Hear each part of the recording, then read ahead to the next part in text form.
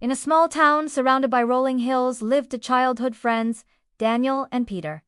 They had grown up together, gone to the same school, and shared countless memories. But as they grew older, one thing became very clear. They saw the world very differently. Daniel was an optimist. He believed that every problem had a solution, every cloud had a silver lining, and every setback was a chance to grow. His favorite saying was, "If the door is closed, look for the window." Peter, on the other hand, was a pessimist. He always prepared for the worst and doubted the best. His usual remark was, "If the door is closed, it's probably locked for a reason, don't bother." One sunny morning, they decided to go on a hiking trip to the nearby mountains. Daniel had been talking about it for weeks, saying the view from the top was worth every step. Peter wasn't convinced. "It'll probably rain, or we'll get lost," he muttered.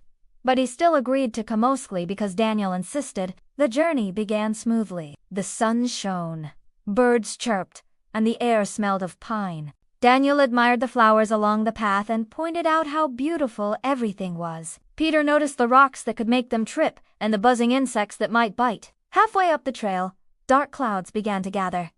Peter smirked. "Told you this would happen."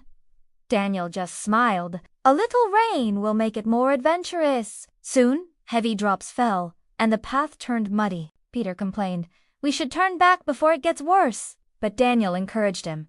"We've come this far. The top is close."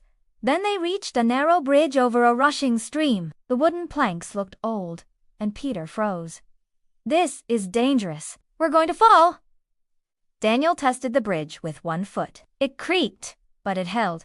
"We'll cross slowly. Trust me." Peter shook his head but followed, clutching the ropes tightly. When they made it across, Peter let out a breath of relief. Finally, after hours of walking, they reached the mountain's peak. The rain had stopped, and the clouds began to part, revealing a breathtaking view. Golden sunlight streaming over the valleys, painting the world in shades of green and gold. Daniel stood in awe. "Isn't it worth it?" Peter, despite himself, smiled. "It's beautiful." For a moment, his worries vanished. They sat together, sharing bread and water. Daniel said, "You know, life is a lot like this climb. If you keep looking for reasons to stop, you'll never see what's ahead. But if you keep going, even when it's hard, you might find something amazing." Peter was quiet for a while.